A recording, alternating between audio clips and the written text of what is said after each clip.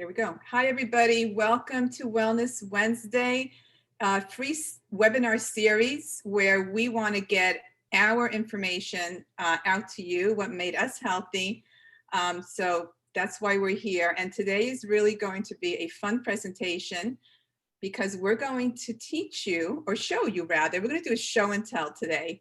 What do 10 servings of fruits and vegetables per day look like for you? And actually, the functional medicine paradigm recommends even up to 13 servings. So let me introduce ourselves first. I'm Lucy Diana, and I'm here with my two wonderful colleagues, Daryl Moss and Stacy Hendry.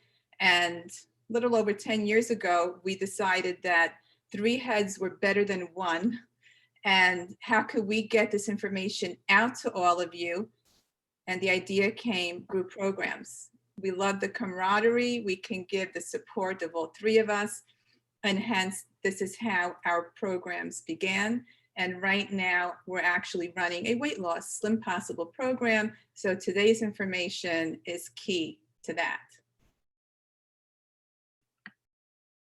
So when you think about eating fruits and vegetables, we want to imagine eating from all the colors of the rainbow, because each and every color was placed on this planet for our health.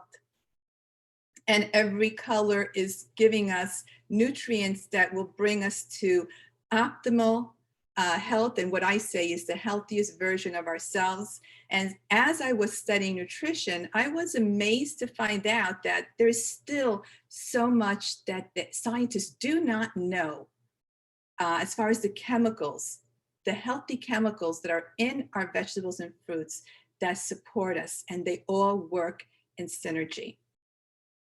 So the best way to get this wonderful dynamic is by eating the food. So a little information. Why we love our colorful foods. Because they provide us with essential nutrients such as vitamin and minerals and cofactors that, as I said, we do not know what they are because scientists have yet to discover them.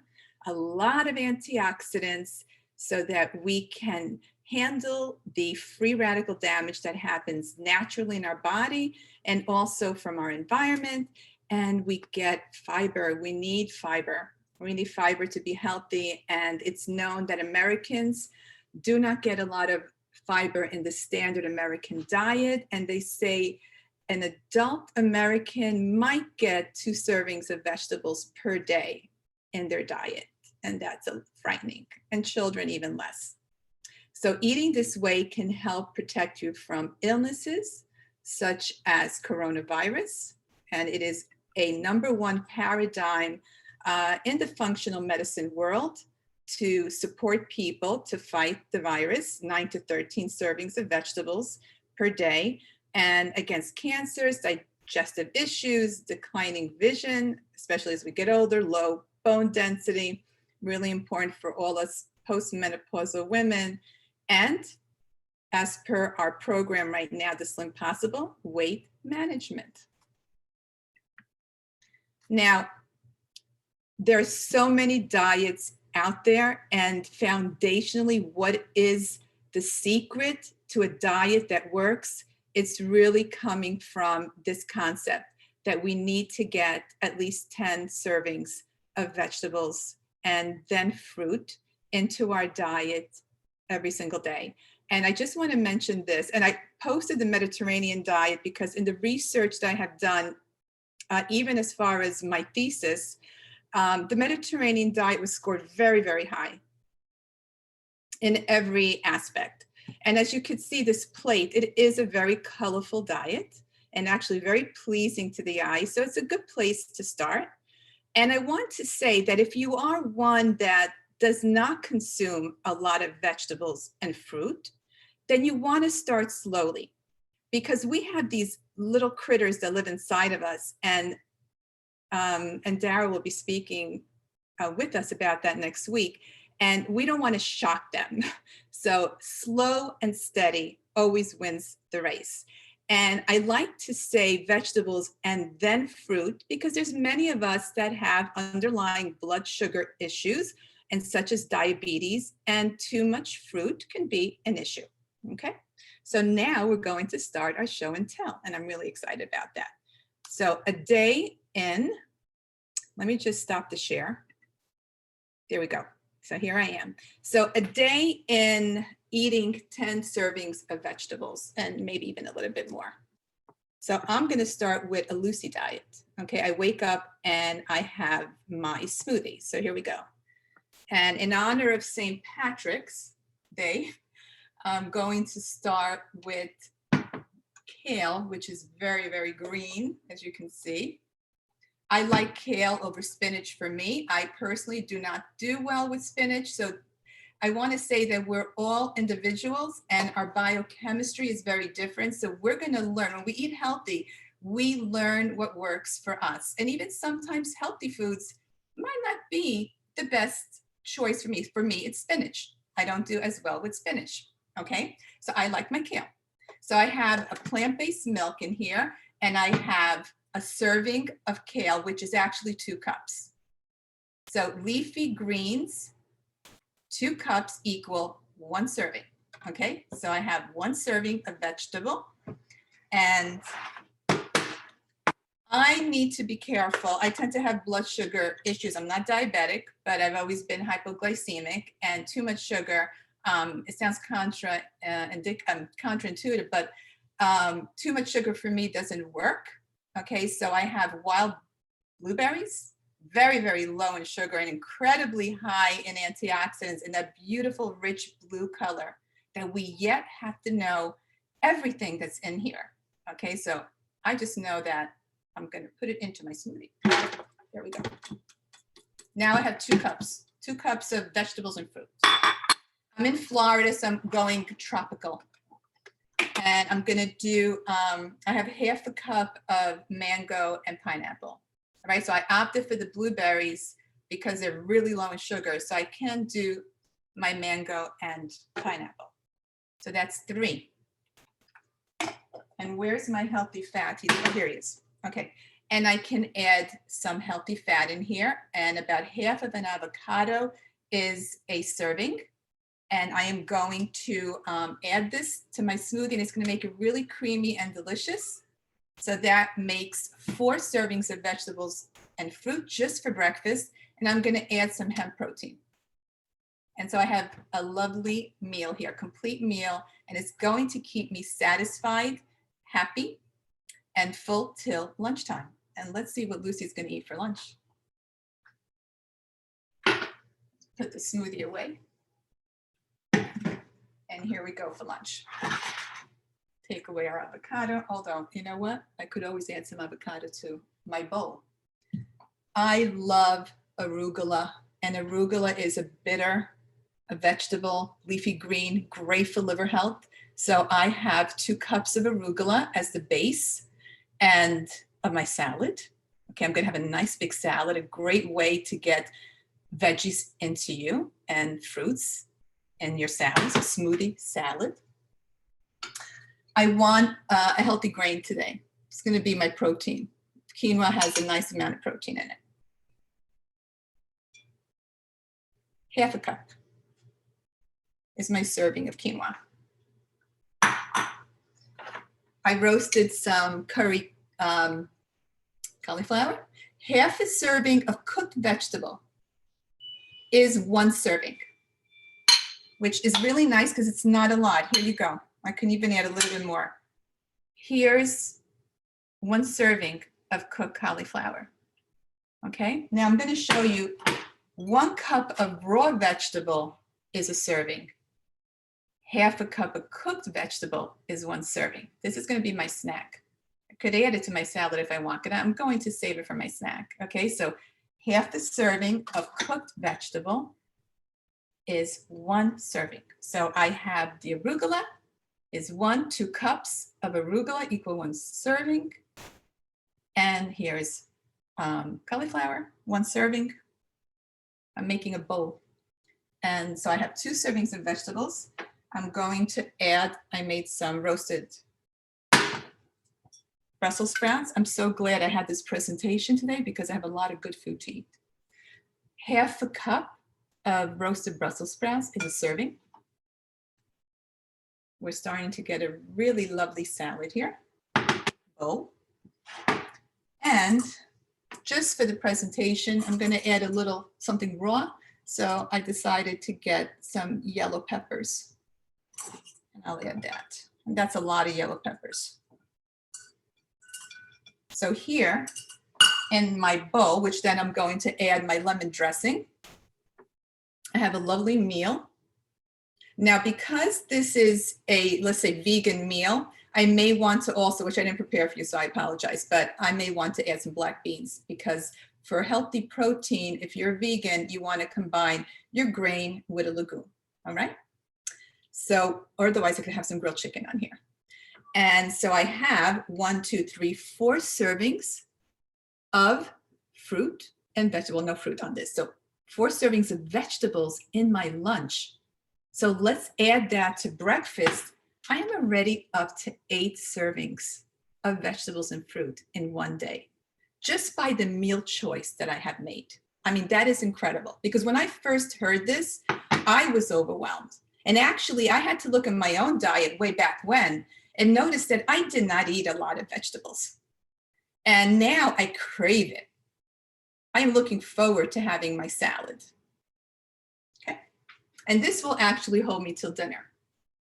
But just in case, so I'm up to 8, I might want to have a snack. I can just, this is a cup. So now I'm up to 9. A cup of carrots is a serving, right? Raw vegetables and raw fruit is a serving, okay? So cucumbers, carrots, hummus. So potentially I could be up to 10 servings already by my snack. Now, something I want to say about a serving of fruit is if it's a banana, then half, because a banana is very sweet, then half of a banana would be 1 serving. Okay, and this is a little bit big, but a whole fruit. This is, I would say this is a large apple, but a medium-sized apple is also a serving. So if you want to have an apple for a snack or a whole fruit for a snack, a medium size is equal to 1 serving. What I like to do, I do like, this is an organic Honeycrisp apple. I'll probably eat half of it because the whole thing would be too much for me as far as sugar is concerned, but I can slow up the absorption by having a few almonds with it or even some almond butter. Apple slices with almond butter, yum, okay? But anyway, back to the presentation. We can, by snack time, we're up to 10 servings. But now I'm going to show you a delicious dinner, not over yet. So last night, here you go. I'll show you. Last night, I purchased a local Florida red snapper, and Mom made Livornese sauce with tomatoes, capers, and olives. And a size of animal protein should be about the palm size of your hand. And the rest of your plate should look like that, all vegetables. So 6 to 8 spears. These are 8 spears of asparagus roasted. They're small, is equal to a serving. Sweet potatoes, I love sweet potatoes. These are roasted sweet potatoes. And that's half a cup equals 1 serving. I'm going to review this again at the end. And then I need to eat my salad. So I can have salad twice a day. I can have it for snack. I just love salad. So I have some mixed greens, 2 cups of mixed greens, and that is equal to a serving. I'm up to 13 servings in one day, feeling very happy. My mood is elevated because I'm getting all this great nutrition in my diet, and it's so pretty to look at. Look at this. It's not only good for our body, but it lifts our mood because the colors are just so beautiful, right? Delicious, healthy food.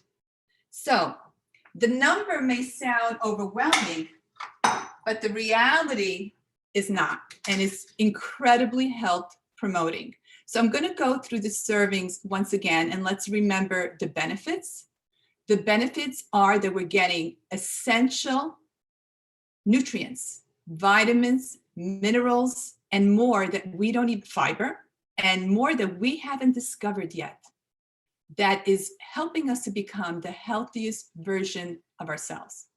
So I don't care what diet is out there, but the foundational component, the secret in every diet is what I just showed you right now. And if you're not used to eating vegetables and fruits, you want to go really slow. You don't want to get up tomorrow and have 9 to 13, 10, whatever servings, because it's too much for your body. Your body wants to be handled very delicately and give it a chance to adjust to the changes. And then when you do that, you will be incredibly surprised at what begins to happen. And that's who Synergy 3 is. We believe slow and steady wins the race. And it's not about perfection. We just want to give you the information, and then we want to support you to take the steps to have your transformation. So let me review again the servings. So let's start with the leafy greens. Now, I have to tell you that if you do research this, some people say that 1 cup is a serving, but functional medicine, and that's what we live by, that's our paradigm, is functional medicine, where we look at the whole body, how it works, and their research. 2 cups of a leafy green, you can write this down, 2 cups of a leafy green equals 1 serving, okay? Raw vegetables, 1 cup of raw vegetables such as carrots and cucumbers equal a serving. 1 cup of frozen fruit in general, unless it's very, very sweet. So 1 cup of blueberries, 1 cup of strawberries, 1 cup of raspberries equal a serving. I would feel safe to say that a mango, which could be sweeter, and even pineapple, I would opt for half, okay? Just to protect blood sugar levels. And a banana, half. An avocado is half of an avocado, is equal to a serving. And the easy part, so you can get a lot of cooked vegetables into your diet. And I think I showed you that. So I'm going to show you again. It's really not a lot. Here, half a cup of cooked vegetables is equal to a serving. So you can fill your plate with a lot of different vegetables and feel satisfied and happy. These are my curry roasted Brussels sprouts. So I just put curry and olive oil, and that's it. Little pinch of salt, good to go. Done really quickly and so delicious. So that is my show and tell for today. And we're going to open it up for questions. And I hope you enjoyed it. And I know I am, because I'm going to enjoy eating this in just a short while. Not all of it. I'm actually going to do my leftover red snapper livornese. Lucy, that was so great. I had my kale today in eggs. I wasn't feeling the smoothie thing today, so I sauteed 2 cups of kale and scrambled an egg into it, and it was delicious. Oh, thank you for saying that, Daryl, because that was something that I wanted to mention. Is we can actually, Daryl, can you share that, because I love, you said it the other day, like when you went to Japan, and that not everybody eats the American breakfast, so we think an American breakfast is waffles and pancakes, but can you just share that with us a minute?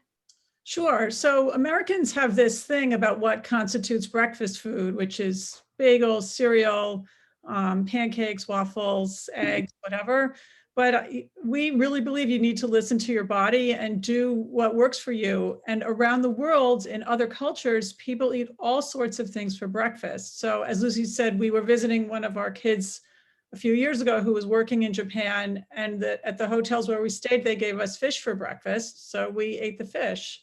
And when I was growing up, I had a friend whose family was from Switzerland. And when we slept over at her house, her mother gave me lamb chops for breakfast. So I ate the lamb chops, and I made it through the day with whatever I was eating. So it's really important to listen to your body. And if your body's telling you something, it's probably there's a reason for it. And it's important to listen to that. And I have a friend, well, actually the 3 of us have a friend who does all our programs. And instead of doing her smoothie, she actually she's a vegan, and she starts her day with steamed vegetables. So she'll steam any kind of leafy green, and she's gotten into the habit. Now her body craves it. So I think that's very impressive. So it's really like our perspective of, things, the way we were raised. And, we think, how many times did we hear, you have to eat your vegetables? And we're like, well, I don't want to eat my vegetables. So we have to change that thinking and say, wow, these vegetables can be made in a very delicious way. And just think of what they're doing. I mean, we're protecting ourselves from chronic disease. I mean, it's a no-brainer. Right. And it's all about how you cook them, because the taste changes, depending on your cooking method. Mm-hmm. Like actually, my mother has the same toaster oven that I have, and we can show you on the next webinar when we do kitchen tools, but it just roasts the vegetables to perfection. It's so easy and so fast. It's better than an oven. So yeah. Because ease, right? Meal prepping, being able to create meals with ease and no stress is so important. This really did not. I have a lot on my plate, no pun intended, but a lot going on, and this was so easy. So it's really just making the decision to do it. So I'm glad that I'm presenting today because I can get my 10 servings of vegetables in, and then fruit. I have to say, and then fruit. Lucy, that was great. Does anyone have any questions? Hi, yes, I know you can't see me. Hi, Daryl. Hi. And I may have missed part of it because I had to take a business call, but what do you roast your vegetables with? Because I tend to use oil or avocado oil, and I know oils aren't so good for you all the time. And I know some of you may be vegan, so you may not use chicken stock. So I was just curious, because I know you had roasted vegetables, what you use. Well, Sally, I'm Italian, so I have to say I do use avocado oil, but I also use olive oil. And I know that we're not supposed to use extra virgin olive oil, but I have to tell you that and so we don't tell our clients to do that. We say buy a lighter oil, olive oil. But I have to tell you that my entire family, all my aunts, grandmothers, so on and so forth, they have always cooked with extra virgin olive oil, and they've lived well into their 90s. So, I always look at scientific research. I do believe it's an oil that should be eaten raw, used as a salad dressing. So my go-to is avocado oil. My mom does not have it in the house. So I use olive oil. Also, Nancy, depending on what it changes depending on what I'm cooking. So if I'm roasting chopped up butternut squash and onions and maybe some mushrooms, I'll usually, or if I'm doing sweet potatoes, I'll usually use coconut oil in the oven. So it really depends on what I'm making. Okay. And salt, sea salt, any salt, or do you use other like turmeric or cumin or other things, or do you limit the salts? So that's go ahead, Lucy, you can answer. No, go ahead, Darren, you can answer. So I have a question. Can you hear me? yeah, Sally, wait 1 second, because we're just finished asking. I'm sorry. It's okay, just wait 1 second. So it depends what I'm making. So if I'm cooking, like if I'm roasting squash and onions and mushrooms and that kind of stuff, and it's a personal taste, and I'll usually use either some curry or cumin and turmeric, and it probably doesn't need any salt. But if I'm roasting Brussels sprouts, then I'll sprinkle a little bit of, I like to use Himalayan salt, the pink Himalayan salt on it. But it really depends on what you like. Okay. Absolutely. Spices are also, we can have a webinar on that, on the medicinal uses of spices in foods. Because before we had medications, what did they use to help people when they were sick? Were herbs. So like Italians, basil, oregano, rosemary, those are the go-to herbs. I guess I'm becoming more Indian because I love my curry and turmeric and ginger and all of those spices. They're incredibly anti-inflammatory, but you need to mix it up because again, we don't know yet. Science is telling us, we don't know all the components, the properties of the plant kingdom. So we want diversity to make sure we're getting a wide range of nutrients into our body. Okay, thank you. Sure. I just want to say about the salt, everybody's fearful of salt because of high blood pressure and things like that. But the majority of the salt would come from packaged food. Like frozen food is loaded with sodium to keep it fresh, and canned foods and things like that. So if you eat like, or McDonald's, things like that, that's where you're getting a lot of sodium. But if you eat a whole food diet of vegetables and meats, then there's not a lot of salt. So sprinkling a little salt on your salad or your stir fry is not a problem if it's, especially like sea salt has a lot of minerals. And I that, have a question. Yes, Sally, go. My question is, I love the fact that kale is so green, but growing up, my mother would cook kale. It was horrible. And I know it's very popular now. So how do I get kale that's sweet? It doesn't taste so bitter. So, so they're different. There are different kinds of kale. So they each have a slightly different flavor. The baby kale leaves, which generally come in a box in the refrigerated section of the produce department, tend to be sweeter. And it also depends how you cook it. So steamed kale is going to have a totally different flavor than roasted or sauteed kale. So again, Sally, it depends how you cook it. If you boil it, it's probably going to be horribly bitter and not that tasteful. But I've tasted kale in your salad and it's been sweet. So do you add sugar? Oh my God, no. Never. I just want to tell you guys, my mother's always saying, well, why don't you add some sugar to the spinach when I'm sauteing it? I said, it doesn't need it. The onions and the garlic give it all the flavor. and I love to saute my kale in coconut oil. It is so delicious. Okay, And I usually thank you. Yeah, it's really, really good. So we have time for one more question. If anyone, Francine, you have to unmute. Hi. Do you consciously take into consideration when you're making salads and you're cooking vegetables, which ones give up their nutrients when they're cooked as opposed to when they're raw, and the opposite of that? Like kale is not as nutrient packed when it's raw as it is when it's cooked. And then all the great vegetables with vitamin C lose it all when they're cooked. So they're better to eat when they're raw. So that was just an interesting observation I made when I've done research on nutrient content. Right. And I just keep thinking of Dr. Oz's daughter massaging her kale, and thinking, why are you doing that? I mean, just have it sauteed or something, because it's going to be healthier for you. And we do follow that, Francine, and there are people also with certain digestive issues that actually don't do well eating raw. Right. So that's an important consideration, is can you digest this food? So if raw is problematic, then we absolutely do not recommend that. And you'll find you'll get the the same good amount of nutrients. Well, you know what? Yeah, you know what the problem is we are living in a time of history, and it's been evolving over quite a number of years, where our soils are not mineral or vitamin rich any longer. So it's going to be difficult to get everything we want from our food as medicine, which we love.